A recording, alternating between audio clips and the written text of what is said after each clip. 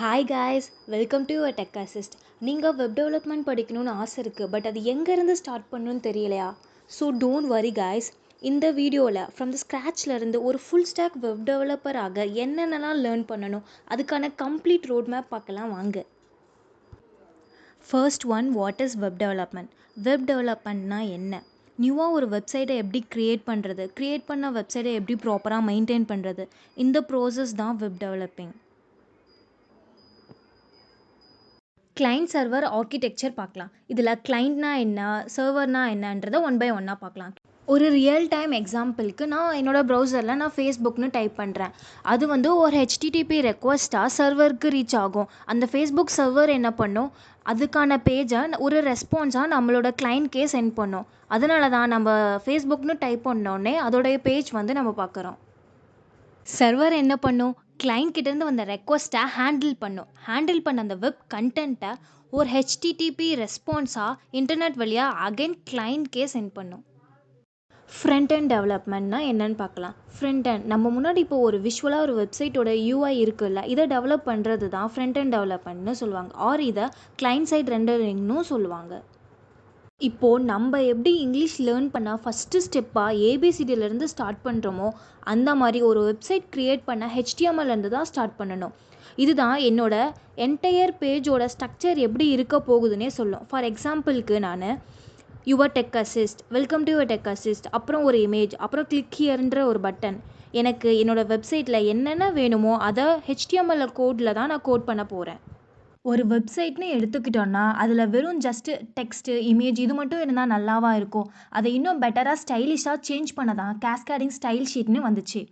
CSS use பண்ணி தான் ஒரு டெக்ஸ்ட்டோட colour, background colour, image position, image எந்த சைடில் வரணும், அது எப்படி அனிமேட்டடாக வரணும், இது எல்லாம் சிஎஸ்எஸ் ஸ்டைல் யூஸ் பண்ணி தான் அச்சீவ் பண்ண முடியும். சிஎஸ்எஸ் தான் அந்த என்டையர் பேஜோட லேஅவுட்டையே டிசைட் பண்ணுது. நெக்ஸ்ட்டு என் ஃபேவரட் ஜாவாஸ்கிரிப்டை தான் நான் ஹார்ட் ஆஃப் ஃப்ரண்ட் அண்ட் டெவலப்னு சொல்லுவேன்.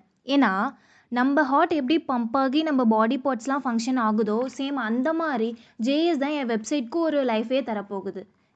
ஃபார் எக்ஸாம்பிளுக்கு இந்த வெப்சைட்டில் நான் கிளிக் ஹியர்ன்ற பட்டனை கிளிக் பண்ணால் ஒரு பாப்அப் விண்டோ வருது.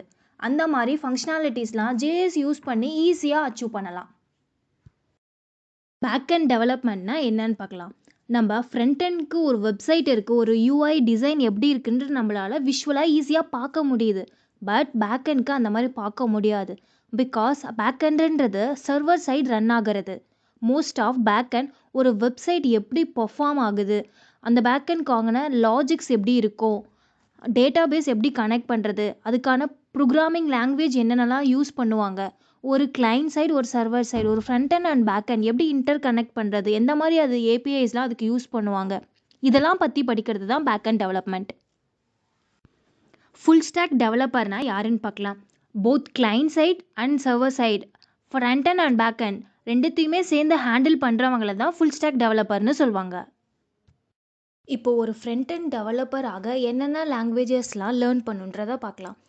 ஒரு பேஜ் ஸ்ட்ரக்சருக்காக ஹெச்டிஎம்எல், தென் ஸ்டைலிங் அண்ட் ப்ரெசன்டேஷனுக்காக சிஎஸ்எஸ்ல இன்னும் அட்வான்ஸ்டு ஃப்ரேம்ஒர்க்ஸ்லாம் யூஸ் பண்ணுவாங்க. For example Bootstrap, Tailwind CSS. But பேசிக்ஸ்க்கு சிஎஸ்எஸ்ஐ போதுமானது. Next JavaScript. அதுக்கப்புறம் இந்த ஃப்ரேம்ஒர்க்ஸ் அண்ட் லைப்ரரிஸில் ரியாக்ட் லைப்ரரி இல்லைனா ஆங்குலர் ஃப்ரேம்ஒர்க்ஸ், இது ரெண்டுத்தில் ஒன்று படித்தாலே போதுமானது. பேக் அண்ட் டெவலப்பராக என்னென்ன ப்ரோக்ராமிங் லாங்குவேஜஸ்லாம் யூஸ் பண்ணலான்றதை பார்க்கலாம். Python, Java, PHP, Ruby, Node.js, இதில் ஏதாச்சும் ஒரு ப்ரோக்ராமிங் லாங்குவேஜில் நீங்கள் ஸ்ட்ராங்காக இருந்தாலே போதும். டேட்டாபேஸ்க்கு என்ன லேர்ன் பண்ணணுன்றதை பார்க்கலாம். ஒன்று MySQL, அப்படி இல்லைனா மைக்ரோசாஃப்டோட SQL சர்வர், அதுவும் இல்லைனா MongoDB, இதில் ஏதாவது ஒன்று சூஸ் பண்ணி நல்லா அதில் ஸ்ட்ராங்காக இருந்தாலே போதும்.